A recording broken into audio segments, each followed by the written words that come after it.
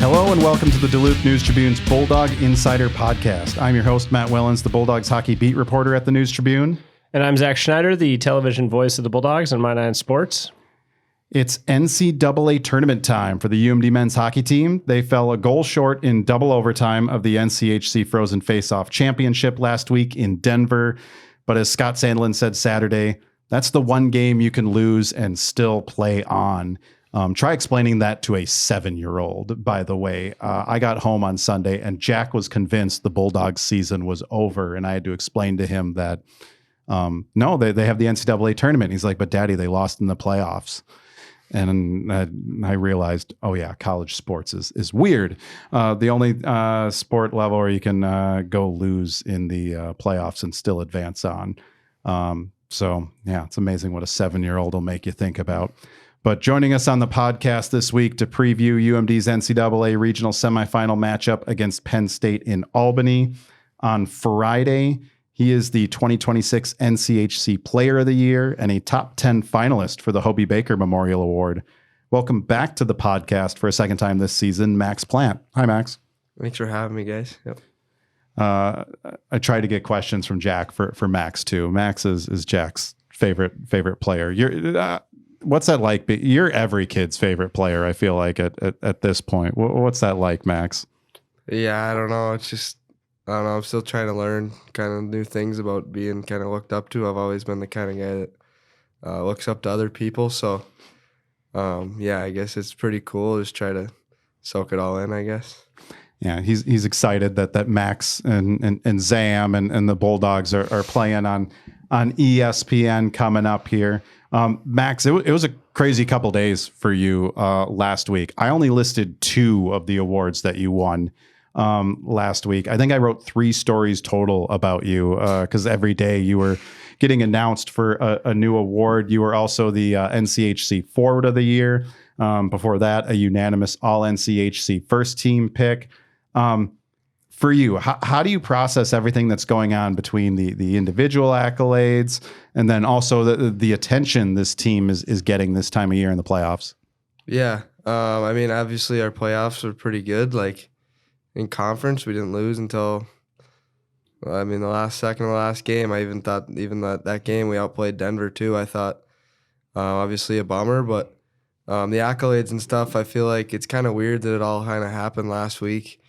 Obviously, it's just from the year that we've had, and it's just like people congratulate me last week, but last week I didn't do anything. I was just kind of practicing and trying to get ready for Denver. So, yeah, I kind of talked to my mom about that. I was like, congrats on what? I haven't really done much like yet in winning games, but yeah, I mean, it's really cool. It's kind of just a testament to how good our group's been this year and the position that I've been put in by coach, and so far it's been a lot of fun, and I hope it keeps on going.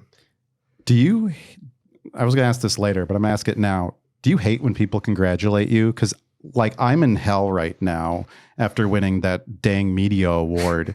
People come up to me and congratulate me, and I hate it. You see how he slid that in, though? Yeah. See how he brought it up? He made sure it got in the show. Yeah, but I was so glad Zach wasn't here last week, and I had no producer, so no one could bring it up. Siski poured it on his radio show today, but no, I just randomly run into Jake Brandt in the airport, and the first, congratulations, and I have to pause at first. I'm like, why am I being congratulated? Oh yeah.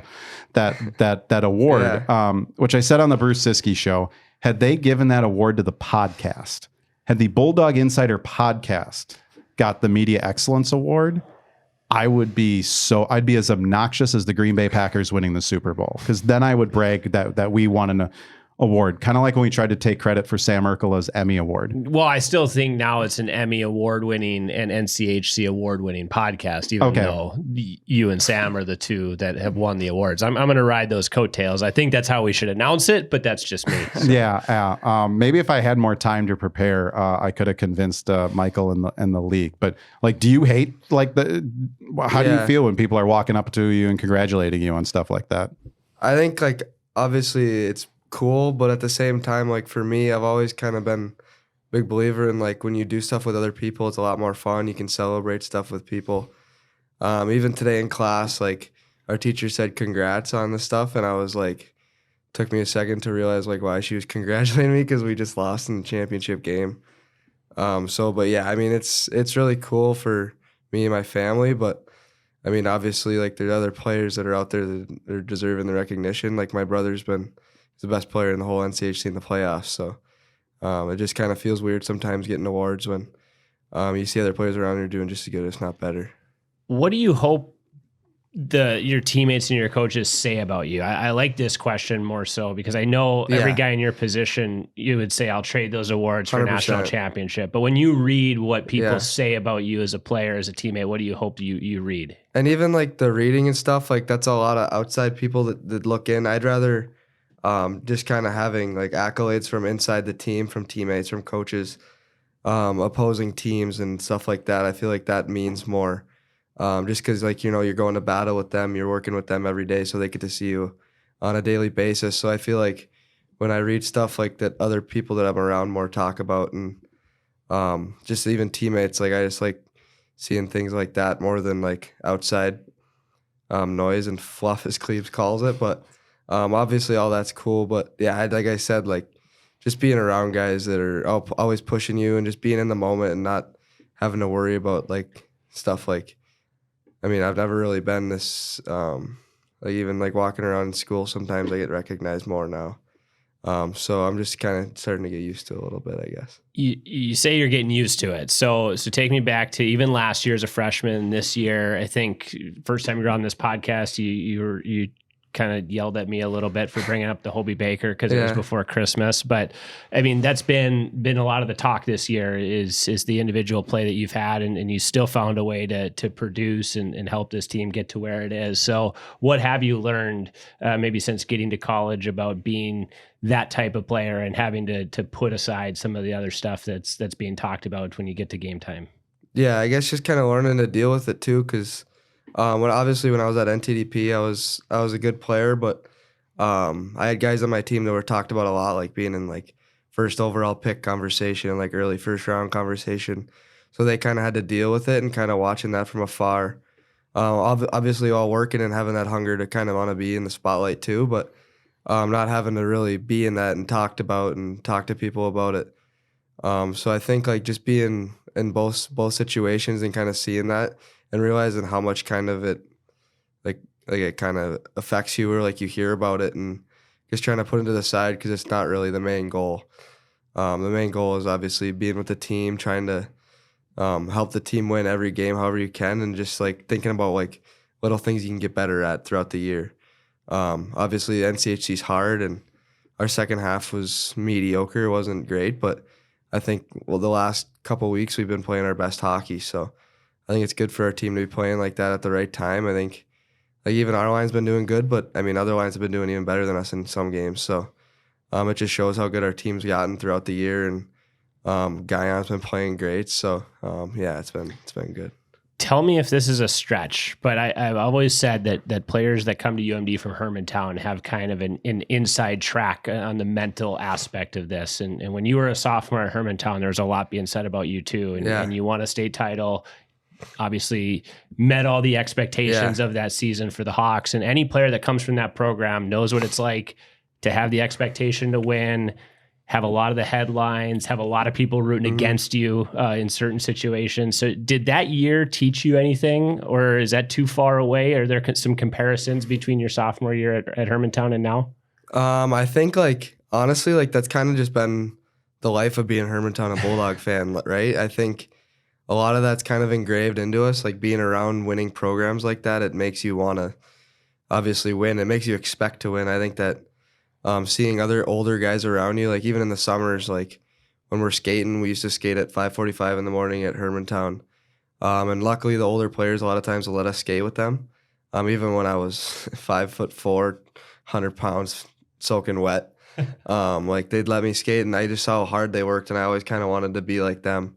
And realizing the work that they'd put in, listen to my grandpa talk about like Neil Pionk when he was in high school and how hard he worked, and how like if someone wasn't trying to practice, he'd just run them over and try and kill them with just red in his eyes. So I guess just kind of looking up to stories that people would talk about the other better players growing up, and like obviously those guys went the same route. They got to win in Hermantown or get second place, and then come to UMD, like Dylan Sandberg, he never lost. He won 4 straight years. Like, and just seeing the presence that he has every day, just going about his life, like having fun with it and just joking around, but also at the same time, like there's no one that really works harder. So that's kind of what I've tried to instill into my life, and I think that's kind of what the guys in our team do too. Like everyone's in the gym working like every day. So especially in the summer, like we don't take days off. I think that's kind of what makes it fun. So yeah. Yeah, Dylan Sandberg, a global pandemic was the only thing that could stop his championship winning streak there after all those years. Max, who do you go to for like advice on how to handle the spotlight and the attention and everything that comes? It's way different now. I think you're hitting the prime period here, where it used to just be you dealt with, maybe some newspaper and TV and radio guys, like especially in your dad's day when he was a top 10 finalist. But now everyone has a podcast. There's tons of college hockey podcasts. You have influencers out there who want you on their TikTok and Instagram. Like, who do you go to for advice on how to handle the attention and such? Is it your dad? Is it Zam, who kind of had like his senior year in high school? Like Zach talks about Hermantown, Zam, it would have been his junior year in high school. He kind of went through this as a junior at Hermantown, being the guy who was up for awards. And I know there's people right now like screaming into their phones or headphones or whatever. If you're from Minnesota, you get what I'm saying right now. Like Minnesota high school hockey, it's just different. You got to be here to experience it. But trust me, when you're the guy in the state at that age in Minnesota, you get a lot of attention. So who is it that you go to? Is it a family member? Is it someone else? I think honestly, like just watching NHL players, like obviously I've watched a lot of hockey and I watch a lot of players talk and just kind of learn from them. I mean, obviously I have my brother too. Like he's been through everything that I've been through. He helped me with going through the NHL draft process too. My dad, I mean, there's no one better to go to than him. He played at every level. So yeah, it's been a big support. And then obviously I'm a believer in God too. So reading the Bible and just seeing how that stuff works too. And but yeah, I think there's so many resources out there that help with stuff like this. I think one of the coolest things about this season for you is that your dad, Derek, had a run like this in 92, 93. Though he was a senior, you're doing it as a sophomore. But both you were league players of the year, Derek in the WCHAU and the NCHC. Both have landed in the top 10. That's a pretty big one since only one father-son duo have ever done that before. North Dakota's Jason Jackson Blake. I'm wondering, first off, what was his reaction when you told? Were you the one that got to tell him that you're in the Hobey top 10? Honestly, like he called me after I was in the Hobey top 10, I think, but then I didn't know I got player of the year. I was in the airport. We were carrying our bags for the airport, and he called me while I was carrying the bag, so I answered it. It was like right after I dropped it off. I was like, hello, I'm in the airport. Like, can I call you back? He's like, congrats. And I was like, I don't know what you're talking about. It's a long week, man. Yeah. I've won a lot of awards, Dad. What is it now? So then I was like, thanks. And then I called him back, talked to my mom.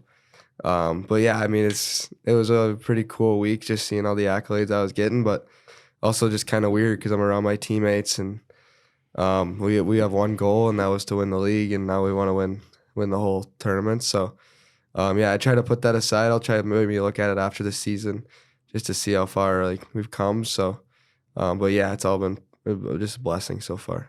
I'm not gonna.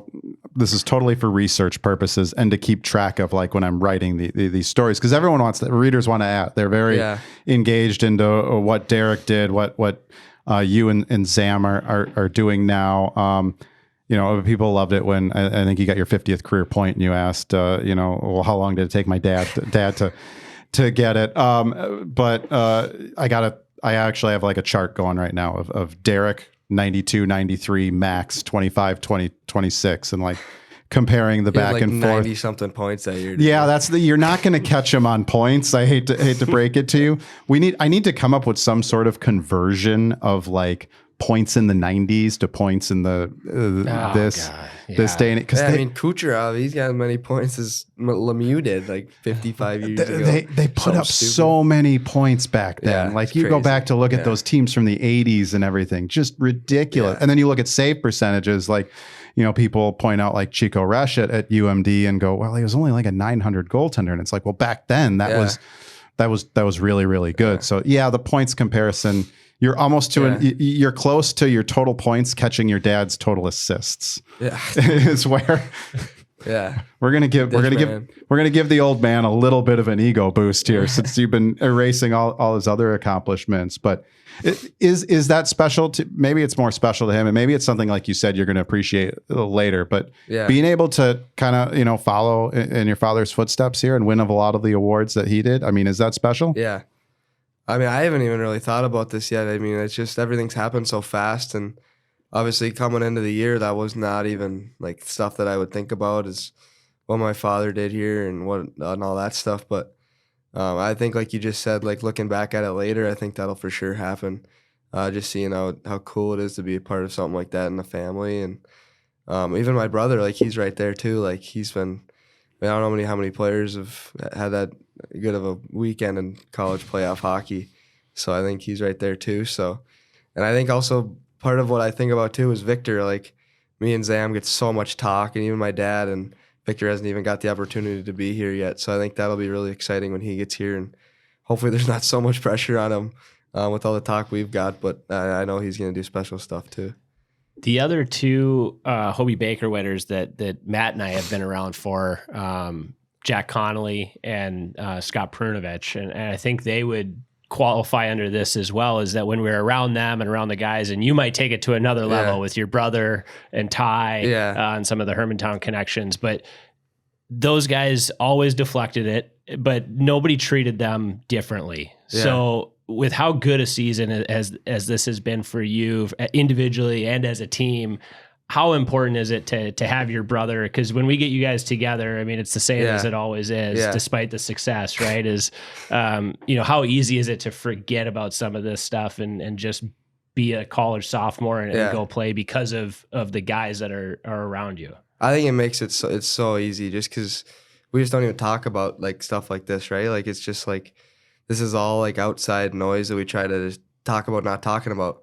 And in the locker room, we're just joking around about little things we see, someone's got going on. So it's all fun, and that just kind of gets your mind off of like outside noise too. And I think when Sandy's hard on us too and expecting the most out of us in practice, it just pushes us to get better at little things like cleaning up the D zone or just holding on to the puck. And I think it's shown throughout the years. Obviously, we've had like ups and downs, but we've been one of the most consistent teams all year. We've got the best penalty kill, best power play, or at least some of the best in the league. So I think it's just a testament to the group we have to putting all that stuff aside and just kind of playing for each other. I think you individually went through a little bit of a tough time in the second half too, points-wise. Yeah. I mean, when you look at, Matt's got this spreadsheet, right? When you look at the points thing, the first half is going to be a big up, and then the second half there's a little bit of a dip. Yeah. What'd you learn about yourself in that maybe 6 or 8 game stretch when maybe you weren't having the same type of offensive success, but talking to Scott a lot through that stretch for you individually, he said you're still finding ways to impact games, and that was the big thing for him. What'd you learn about yourself through the second half of the season? I guess that it's not going to be as easy as it is all the time. Obviously, first half, like we got off to a strong start. Like even for me coming to the year, I didn't know how I was going to start. I didn't have a full summer of training. I had a couple surgeries. I had shoulder problems. So I didn't have honestly, the worst summer I've had in 4 years training to get ready for the season. So the week coming in, I just started to feel healthy. And obviously the hot starts, I didn't even have time to think about it. And we started the season with our goal of being 9-1 in conference play. And then even like coming in North Dakota, sweeping St. Cloud. I think that was like the highest of the highs I've had in Duluth so far. And then, I mean, after that, even like going to the World Juniors, just super excited to go there, excited to play with those guys again. And then obviously ending like just totally not the way I wanted it to end. My last shift was just not the last shift I wanted it to be. Wasn't feeling great. Like my head was all messed up. And then second half coming back, just trying to get the mind back on like, this is our goal. This is what we're doing. And then, yeah, like there's not an easy weekend in the NCHC, and especially when me and Zam and Shogs, we played a lot. And then like fatigue kicks in, like when you're going as hard as you can and things aren't clicking, you get in your head about, am I doing this right? Little things like that. So I guess just showing up to the rink every day, just trying to be consistent, knowing I'm working my hardest, knowing like there's some bounces that aren't going in. Like I can name a couple times where I thought I made a good play, there's hit the pipe or like just missed the net. Or even like I'm trying to get the puck out of the zone, it hits like one stick, they go down and score. So just like little things that maybe you get a bounce earlier in the year in a different game that you don't happen to get in that game. So just not looking at the little small sample size and trying to look at the bigger picture and trying to get better for like weekends we have next weekend. And I just staying consistent throughout and try not to get down when things aren't bouncing the right way. You said you watch a lot of NHL players, and yeah. I think, for my money, one of the best things that I've heard anyone say about Alex Ovechkin is that he's just as excited, maybe more so when other guys score than when he scores. Yeah. But when you watch yourself, like when Zam scored the 2 goals against St. Cloud, the overtime goals, you were the first guy in the frame. Yeah. Just so happened, and I think you were the most excited guy in the building that your brother had won the game. Did being a good teammate, I mean, the entire team, I think, and Matt and I have talked about this throughout the second half, but I think the entire team has grown up a lot this season, especially in the second half with maybe some of the results not going your way. But I mean, how much of your focus, I guess, is being that kind of guy versus just the guy who scores the big goals? Are you just as excited or more excited when somebody else does it? Even like that, like, watching how hard Zam's worked this year, like last year, obviously, probably didn't have the year he wanted to have, but he really dialed it in this summer. He's been great this year, all year. And even a couple games, like there's been bad bounces on him in overtime. And then he happens to be the guy that just comes in clutch both games. Like, I mean, whoever it was, like everyone's been working their bag off, but the fact that it's been Zam's been really cool just to see how like he persevered through his bad shoulder last year, and now it's coming to fruition. It's really cool. How supportive has he been of this season for you and the awards that he wins? Ooh, we make a lot of the rivalry that you and Zam have. And we asked, was it Seatman on the podcast here? Where we asked, we threw the question out to him, Zam or Max for Hobey. What's the vote in the locker room? And he said, it's not much of a debate except between Max and Zam.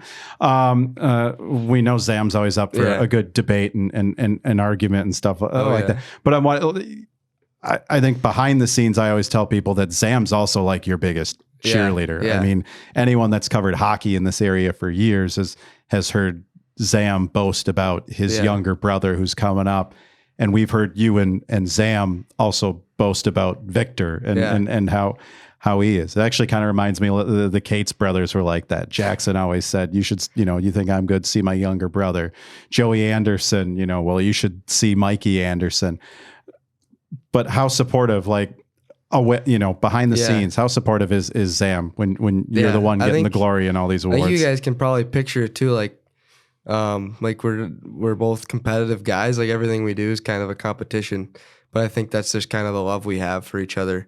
Even like if an example is we go to me, him, and Ty normally are always kind of going to the rink at the same time. Like we kind of maybe try to beat each other sometimes. I remember just one time this year, like I'm walking out the door, I'm in my car, and I'm back. He backs his truck in so he can be the first one to just drive right out, and I just pull in forward and not worried about it, just so I can, like, whatever. Next time I'll just back in, and then straighten out. But so I'm backing out. I'm trying to get out so I can get out, and all of a sudden he comes in, just gets in his car, turns his car on, boom, out the driveway.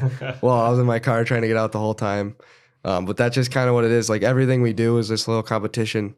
We mentioned the puzzle. Like me and my girlfriend, we were going to make a puzzle last week, but Obviously, she plays on the basketball team, so they haven't been home to kind of finish it. They're in the Elite Eight now, but yeah, they're kind of busy. Yeah, so she got a puzzle that she wanted to do with me, and Zam just grabs the puzzle and starts doing it. I'm like, you can't do that. Like, that's her puzzle. Like, we're doing it together. He's like, no, I don't care. I already started it. I'm gonna finish it. But that's just the kind of way siblings work. It's kind of the way we work. Did he finish it? He's like halfway done. He's been pretty busy too. Yeah, that's maybe the good thing. Just like little tiny things, like even like that's just kind of the way like we love each other. I guess it's just not to give each other an inch, try to make each other better in every little thing we do. But yeah, it's good stuff. All right, we're gonna get to some listener audience questions here. I'm pretty sure the first name is Paul. I always butcher his name. What Cluso? Cluso, yeah. Yeah, Paul Cluso on Blue Sky. Sorry, Paul. Question for Max. This is the question I said on Siski's show. Someone submitted it already. Please, no one else submit it. Max, this is us doing our job, asking you the question you probably get a million times. Will we see you back next year and have all three Plante brothers playing at UMD at the same time? As of right now, I'm staying. So I haven't had the conversation with Detroit yet on where they see me or if they even want me to play in the NHL in next year. So as of right now, I talked to Krause, like I'm staying. So, but I still have to have those conversations. This is what's best for me after the year with my family and all that. But I'd love to be a Bulldog again and play again next year. How does Detroit handle that? I think every team handles things differently. Some teams will tell guys like either midway through the season or even sometimes they'll tell them, but before the season, like enjoy your last year of college. We want to sign you. I think Detroit does a great job in the way like they talk to me. They don't want to pressure me into like developing me from the outside looking in because they don't know what I go through every day here at Duluth. They talk to me when I want to talk to them, but other than that, they kind of let me be. And they said, we'll talk at the end of the year. We'll see where you're at mentally if you want to come. They'd like me to play pro, but they want to see where I'm at. They want to see all the little like what my family wants with me. So I think they handle it pretty slowly too. Like a lot of times they have guys playing the AHL for a year or two before making the jump to the NHL. So yeah, nobody's ever won back-to-back national titles and Hobey Bakers. I'm just saying, if you want a name for yourself in college hockey, that'd be a way to do it, Max. According to my wife, the Detroit Red Wings superfan Dylan Larkin is supposed to be back in time for the playoffs there. So they're not short at center or forward right now. Bulldogs Hockey 11 on Blue Sky. Did you bully Zam into changing the way he tapes his stick? She says joking, of course, but I mean, actually, like Angel, you're right. Like, he actually used. Since the North Dakota series, I think he's got about 9 goals or so. He's been using my stick. I gave him my stick. He went up in stick length too. He used the same size stick I use. And he took the white toe off his tape job too. I didn't tell him to do that, but he decided to do that on his own. But I mean, the stick, I'll take full credit for that, but not the tape job. So those should be your goals then. I mean, technically, right? We should go to Kelly and be like, "Hey, seriously, that was Max's stick. They came off your stick. They came off my stick and just in his hands." I'm trying to do math. If you combine Max and Zam's points, do they get to Derek? Ooh, that's a good question. Close. They're close. They're close. They're very close. I still don't think you got it. I think you're still short of him. That's crazy to think about. Hold on, it's tough navigating the UMD website right now. Don't tell your dad that if it's right, because that's 10 years from now, he'll never let you hear the end of it. 46 plus 49. Yeah, you got him by a couple. You just got him by a couple. We have 92. 92 or 93, I think, right? Yeah. And you got a couple more games to go, so you'll clip him by a couple if you combine them. We got to give Derek his win somewhere at this point because you boys are beating him and everything else. I thought it was legitimately going to be a little sharp. John on Facebook, Max, where does this Penn State matchup get decided for UMD, and why that area? How is it that what's going to be the deciding factor against Penn State? How familiar are you with Nittany Lions? You know, I know Zam knows a lot of those guys playing with them on the Spengler Cup. Yeah, Godowski coached them, and for me, I played with Serrato on the national team. That's the only guy I've ever played with, I think. But I mean, even the way they play, I remember watching them last year in the tournament. They just play fast pace. They kind of don't really care what the other team's trying to do. They're just going to try and score. That's pretty much their goal, is to outscore you. Their goalie's pretty good. I remember watching them early in the year. They played Clarkson. They scored like 5 power play goals or something. So obviously, hopefully our kill keeps going the way it's been going. But yeah, I'm excited. We haven't played a Big Ten team since Minnesota. So I'm just excited to show it off and hopefully have some fun.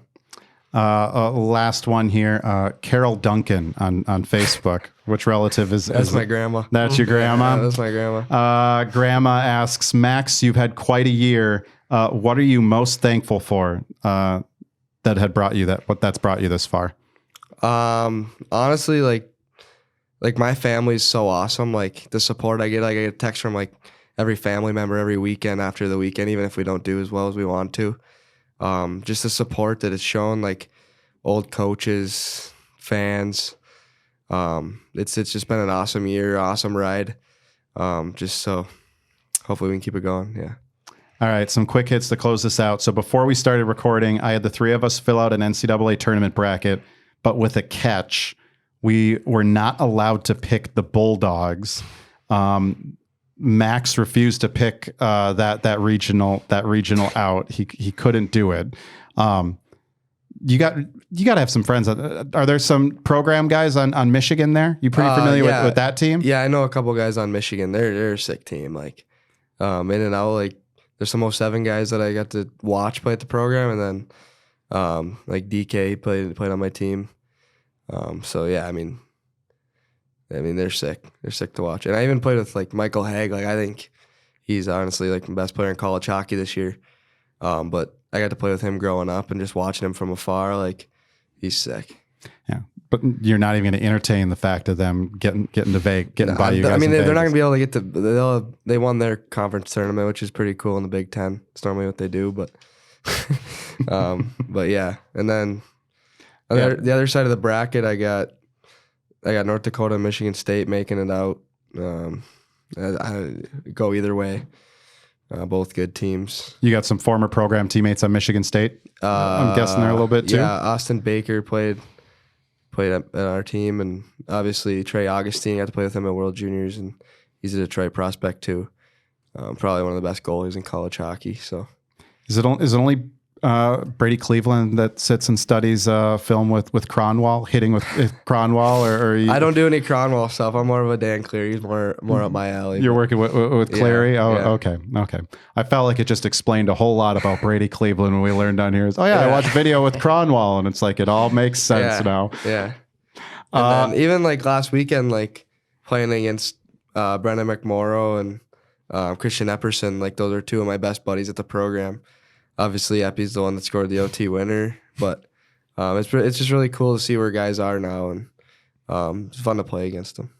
So you got the rest of your Frozen Four. Who do you got there? You said you got North Dakota, Michigan State. I got North Dakota, Michigan State, and Denver. And I mean, Western Denver could go either way, but I'll give Denver just because Western last year got the best of them in both NCAAs and NCHC, so maybe Denver will get back at them both this year. Denver seems due. Zach, who do you got for your? You're not allowed to pick UMD, so who is in your Frozen Four? Yeah, and I mean, you and I talked about it just before the recording, but I love this regional for UMD.